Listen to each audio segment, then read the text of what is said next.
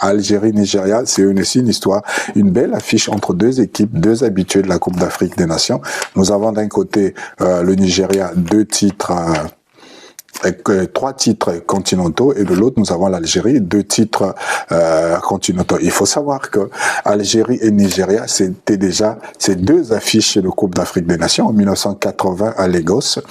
Victoire du Nigeria 3-0, et en 1990, 10 ans plus tard, à Alger, victoire de l'Algérie 1-0, tout en sachant que lors de l'édition 2090, Algériens et Nigérians avaient à la fois joué le match d'ouverture et la finale, et les deux matchs avaient été remportés par l'Algérie, 5-1 en premier match et plus 1-0 en finale. Alors, la dernière confrontation entre les deux équipes, c'était en 2019.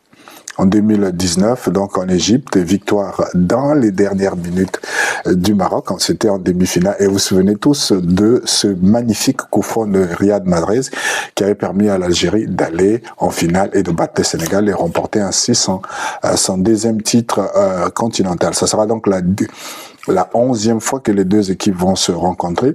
Mais pendant ce tournoi, l'Algérie et le Nigeria, c'est les deux équipes qui ont produit, qui m'ont fait une forte impression, et c'est les deux équipes qui ont gagné tous les matchs qu'ils ont joués, 3 matchs du premier tour et puis les 8e de finale.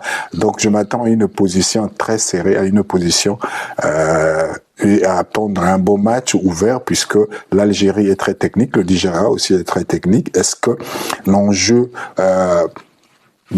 va être intéressant au point que les joueurs vont se libérer, ou les joueurs vont être inhibés au point de faire des calculs et de n'attendre que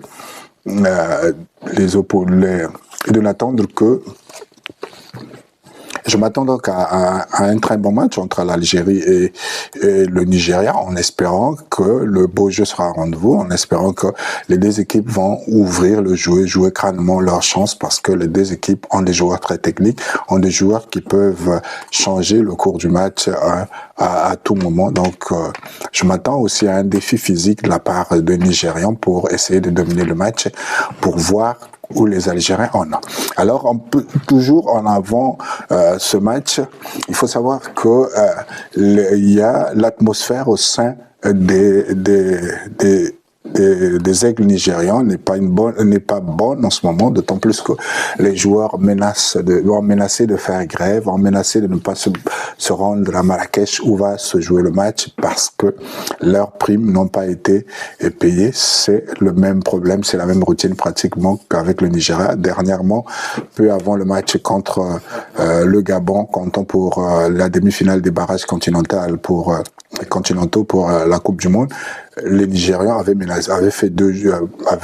refusé de s'entraîner tant que leur prime ne serait pas versée. Donc on ne sait pas comment ça va se passer, et si les primes ne sont pas versées, est-ce que les Nigérians iront jusqu'au bout de leur logique, ne pas jouer ce quart de finale? Et s'ils ne jouent pas ce quart de finale, ça veut dire que l'Algérie sera qualifiée, et quand elle se retire du Nigeria, c'est sûr que la CAF va à ce moment-là décider si l'équipe du Nigeria sera suspendue ou pas. Mais on n'en est pas encore là, c'est des menaces, et je pense que le côté des joueurs, les joueurs n'ont pas envie de laisser passer cette occasion.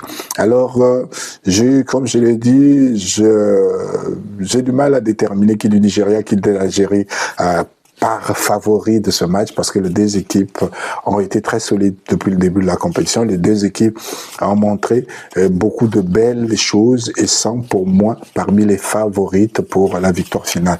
Mais comme il faudra en choisir qu'un, je dirais léger avantage du côté du Nigeria, parce que le Nigeria a marqué plus de buts, le Nigeria a été un peu plus efficace que l'Algérie, et le Nigeria a montré un sentiment de puissance plus important que l'Algérie n'a pas eu, à part le deuxième mi-temps face à la Tunisie. Le Nigeria a été d'une sérénité incroyable, a été très dominant.